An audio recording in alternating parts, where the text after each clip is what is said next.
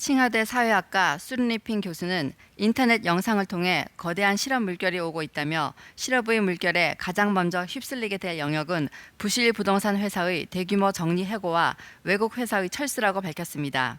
여기에다 중국 당국의 기업 규제가 엄청난 실업 파동을 낳는 진원지가 되고 있습니다. 기술 대기업, 소규모 금융업, 엔터테인먼트 산업에 대한 당국의 규제, 의무 교육을 받는 학생들의 숙제와 사교육을 금지한다는 정부의 규제 발표 후 교육 관련 기업들의 부도 사태, 해외 기업들의 철수 등 지난 한 해 동안 중국 많은 산업에서 고용이 얼어붙고 대량 실직 사태가 일어나고 있습니다. 이로 인한 실직자는 얼마나 될까요? 7월 24일 의무 교육을 받고 있는 학생들의 숙제와 사교육을 덜어준다는 쌍감 조치 발표 후 중국 기업가라는 웹사이트에는 교육과 훈련은 죽었다. 70만 개의 교육 및 훈련 기관과 1천만 명의 직원을 위한 출구는 어디인가 라는 기사가 실렸습니다. 1,000만 개의 일자리가 위험에 처한 것입니다.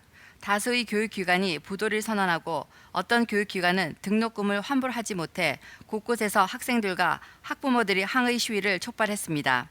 10월 25일 중국 최대 교육 훈련 기관인 신둥팡은 중국 본토에서 의무 교육 단계의 과목에 대한 학교 밖 사교육 서비스 운영을 중단한다고 발표했습니다. 신둥팡의 한 고위 임원은 4만 명이 정리 해고될 것이라고 대륙 매체 재미엔 뉴스에 밝혔습니다. 교육 산업의 대량 실업은 빙산의 일각입니다. 부동산 업계를 예로 들면 광저우 매체 더 타임 위클리는 올해부터 9월 초까지 중국에서 최소 274개의 부동산 회사가 파산을 선언했으며 매일 평균 약 1개가 파산한다고 보도했습니다. 헝따는 부동산 위기의 태풍의 눈이 되고 있습니다. 헝따그룹의 총 직원 수는 약 20만 명이며 약 380만 명이 연관 기업에 종사하고 있는 것으로 보고되고 있습니다. 기술기업 바이트댄스는 10월 19일 회사가 직원의 최대 70%를 정리 해고한다는 소식을 시인했습니다. 중공발전개혁위원회 고용부 국장 하정요우는 10월 20일 기자회견에서 올해 1월에서 9월 평균 실업률이 5.2%라며 더욱이 9월에는 4.9%로 2019년 이후 가장 낮은 실업률이라고 발표했습니다. 사우스캐롤라이나 대학 경영대학원 세텐 교수는 10월 31일 에포크타임스에 중국 공산당의 실업률 데이터는 실제 상황이 반영되지 않았다며 실업 데이터에 이주 노동자가 포함되지 않는다고 지적했습니다. 미국 정보전략연구소 경제학자 리헝층은 자세한 이주 노동자의 통계 자료가 없다. 중국 국가통계국은 그것을 보고하지 않는다.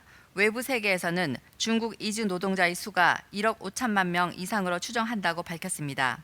리헝층은 도시 인구 중에는 이제 실업자가 많고 많은 기업이 문을 닫았다. 따라서 현재 실업률이 감소했다는 것은 우리가 실제 본 것과는 완전히 일치하지 않는다며 중국은 경제 문제를 경제부서나 노동부서가 아니라 선전부서에서 처리하고 있다.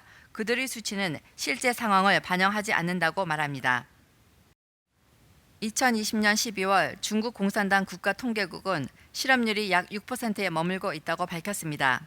그러나 당시 베이징대 국가발전연구소 소장 야오양은 2020년 6월 말 자신의 연구소가 6천 명 이상의 온라인 설문조사를 실시한 결과 실업률이 15%에 이르렀고 나머지 5%는 반실업 상태라고 밝혔습니다.